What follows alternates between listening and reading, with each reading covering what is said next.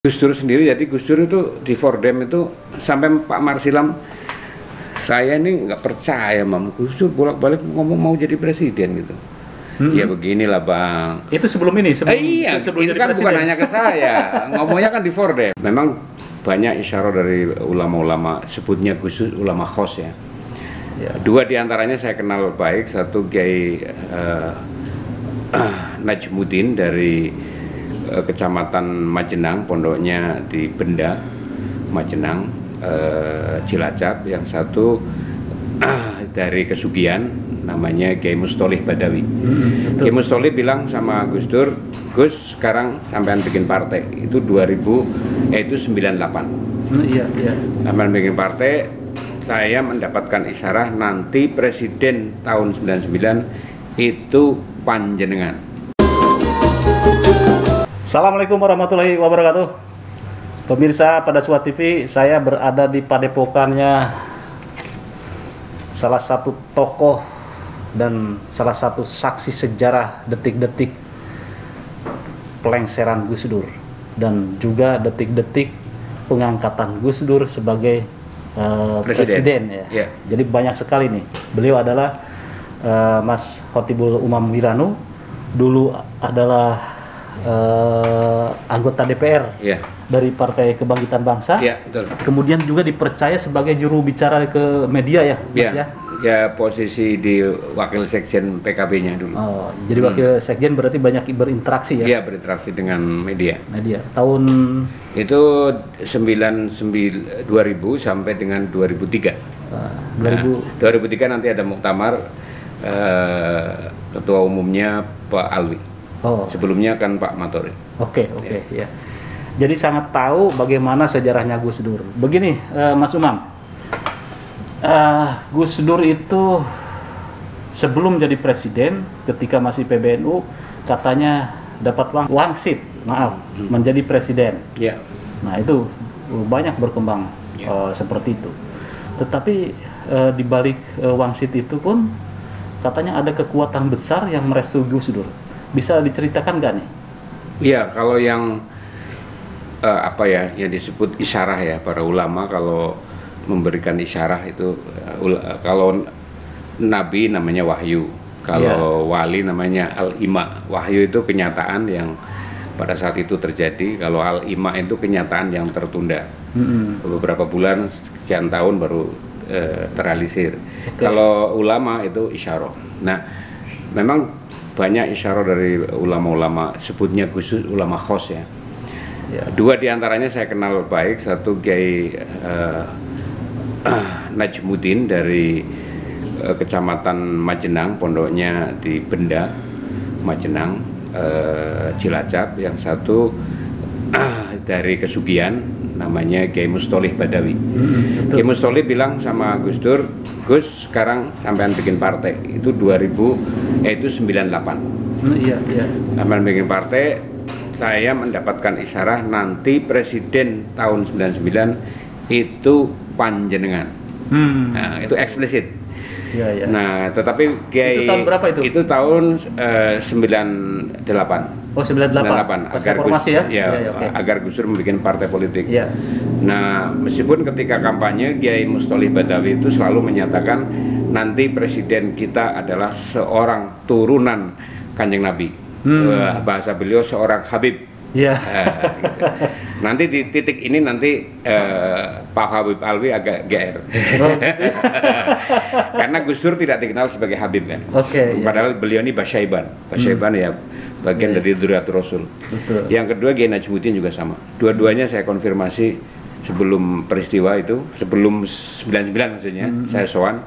Iya Mam, dukung aja Gus Dur. Kiai Najmuddin itu tokoh P3. Nah, kemudian pertanyaan Mas Syukur itu soal kekuatan dibalik Gus Dur jadi presiden. Itu memang kita teman-teman NU waktu itu kan lebih banyak, kalau aktivis itu pasti bersentuhan dengan adiknya, namanya Hashim Wahid. Ini dikenal sebagai tokoh dibalik layar kesuksesan Gus Dur. Karena beliau mendedikasikan hidupnya untuk abangnya. Masya Allah. Iya, jadi dia eksplisit. Sampai beliau tuh saya bukan nggak kepengin kayak kamu Mam, menjadi orang publik gitu. Tapi karena masih ada abang saya nggak berani gitu. Saya akan bantu Gus Dur. Tapi nanti ketika usia Gus Dur sudah lengser, saya sudah tua. Jadi saya akan tetap di belakang teman-teman semua yang di depan gitu. Nah, beliau itu selalu memberikan perspektif yang unik dari pergerakan politik tanah air ya. Tidak ada perubahan sebuah negara di dunia manapun yang tidak ada campur tangan asing. Itu prinsip dasarnya. Nah, asing di sini adalah Barat. Barat di sini tentu saja adalah salah satunya Amerika, yang kedua adalah Inggris. Beliau secara eksplisit beliau membuat satu buku yang mungkin masih bisa dijangkau hari ini, yaitu Telikungan Kapitalisme Dunia. Nah, itu bukunya tipis saja, tapi itu berbicara soal fakta-fakta yang dia alami tentang perubahan-perubahan di sebuah negeri atau negara yang baru merdeka itu, atau negara ketiga. Nah, beliau memberikan perspektif misalnya pada saat menjelang pemilu 99, kita di rumah beliau di Gandaria. Nah, itu biasanya kita diundang khusus beberapa orang, lebih sering saya sendirian. Beliau bilang, abang saya mau jadi presiden, Mak. Padahal belum pemilu. Belum pemilu, jadi menjelang pemilu. Tapi sudah Pak Habibie sudah menyatakan akan ada pemilu, tanggalnya udah diputuskan. Gimana Gus penjelasannya? Nah, penjelasannya sederhana, Mam, karena saya sudah ketemu di 3 kekuatan politik Amerika. Satu adalah Deparlu, yang kedua Pentagon, dan yang ketiga adalah CIA. Ini 3 institusi yang berbeda-beda di dalam satu negara, tetapi mereka punya otoritas masing-masing. Tetapi kalau ketiganya menyatu itu nampaknya nggak ada yang bisa bendung. Itu prediksi beliau begitu. Jadi bukan ramalan sebenarnya, bukan ramalan. Karena inilah 3 kekuatan, Mam, yang kalau abang saya didukung dengan argumentasi satu tokoh yang bisa berdiri di seluruh golongan di Indonesia ini, mulai dari yang kiri sampai yang kanan, yang tengah, juga moderat di dalam menempatkan TNI. Karena abang gua itu juga tidak bermusuhan dengan Soeharto. Ini salah satunya juga. Soeharto adalah mitra apa istilahnya ya? Mitra diskusi ya? Mitra diskusi. Gus Dur selalu mencegah orang mengkritik pemimpin. Nah, itu eksplisit kepada saya, jangan pernah kau maki Soeharto. Kalau kau tidak setuju sistemnya. Karena memaki orang itu kembali ke dirimu sendiri. Jadi selalu kan filosofi di balik kalimat selalu Gus Dur kan juga sisipkan ya. Nah, karena itu yang kedua tentu kepentingan dagang Amerika kalau dipimpin oleh orang yang moderat menjadi lebih mudah gitu. Kira-kira itulah kepentingannya. Nah, karena itu saya sih tidak percaya Gus Dur mau jadi presiden. Karena apa? Karena posisi secara fisik kan ya tidak memenuhi syarat sebenarnya. Tetapi dalam perjalanannya kan ya mohon maaf, kita kan salah satu yang suruh mencari ijazahnya Gus Dur. Ijazah terakhir kan SMEA di Jogja.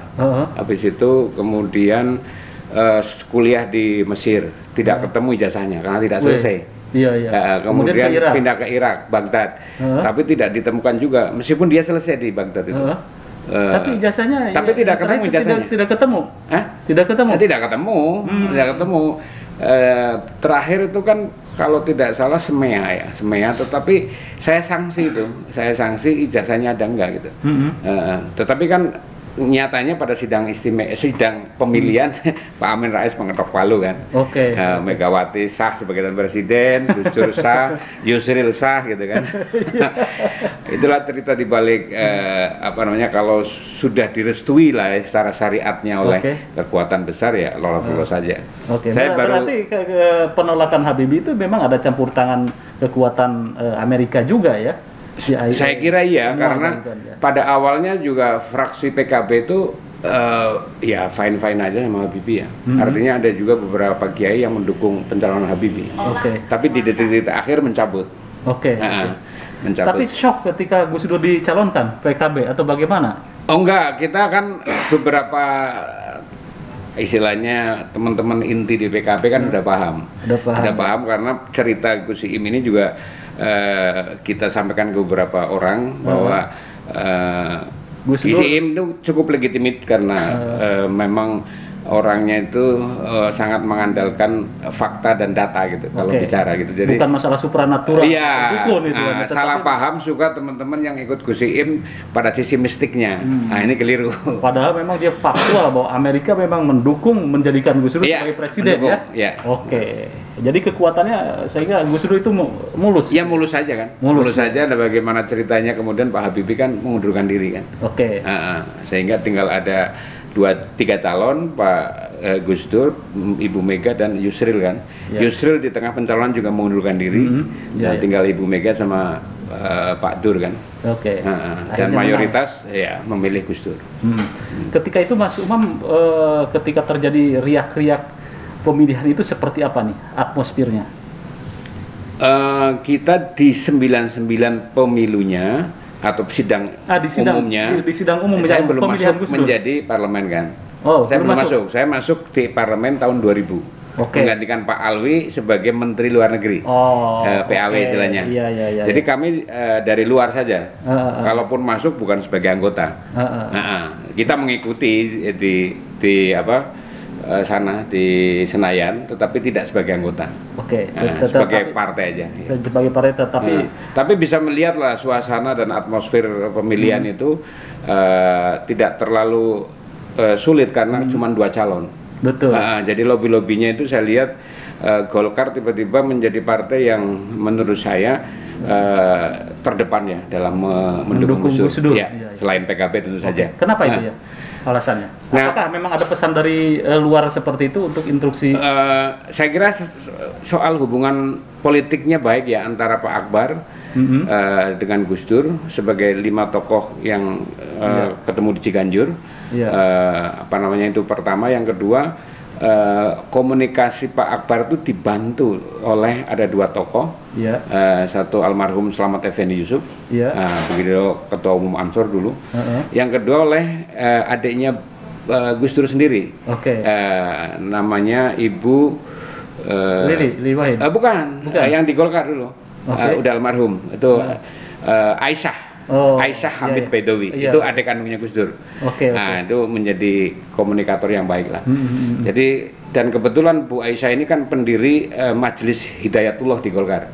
Jadi cukup legitimit juga gitu. Jadi luar biasa ya, pencalonan Gus Dur itu mulus. Apalagi yang disebut poros tengah kan. Semua sepakat bahwa Gus Dur ini apapun juga tokoh Muslim yang mereka juga hormat atas pikiran-pikirannya sebelum jadi presiden kan. Jadi dengan mudah saja teman-teman yang katakanlah kalau di masa lalu disebut sebagai tokoh-tokoh masyumi gitu, itu dengan mudah aja bergabung dengan mendukung Gus Dur gitu. Jadi menurut saya sangat mulus ya, sangat mulus. Tapi ketika itu perspektifnya sama bahwa Gus Dur itu pemersatu bangsa. Perspektifnya sama. Makanya kemudian kabinetnya disebut Kabinet Persatuan Nasional. Itu memang desain Gus Dur sendiri. Jadi Gus Dur itu di Fordem itu sampai Pak Marsilam, saya ini nggak percaya Gus Dur bolak-balik ngomong mau jadi presiden gitu. Ya beginilah Bang. Itu sebelum ini? Sebelum ini kan presiden. Bukan hanya ke saya, ngomongnya kan di Fordem. Kadang bisik-bisik. Bang Silam kan, Gus Dur gimana sih tuh bolak-balik ngomong jadi presiden gitu. Nah kita sedikit memberikan perspektif lah yang saya dapat dari Gus Iim gitu kan, kita sampaikan gitu. Ya kita lihat aja Bang gitu loh. Kalau dari kacamata sosial politik kan modal sosialnya sudah cukup, modal yang tidak punya kan modal ekonomi Gus Dur. Kalau modal sosial politik punya gitu. Keturunan juga ya legitimit. Setelah Gus Dur jadi presiden, katanya 1 bulan bertemu dengan salah satu sosok penting. 2 bulan persisnya ya, itu di Singapura ya. Tapi dapat cerita itu setelah Gus Dur lengser saya. Dari seorang detasemen kawal pribadinya Pak Harto. Beliau sering ke sini pada Padepokan sini yang ngobrol-ngobrol soal zikir, soal tauhid gitu kan. Nah dia bercerita tentang kekaguman Pak Harto kepada Gus Dur. Dari suatu saat Pak Sigit ini dipanggil ke Cendana.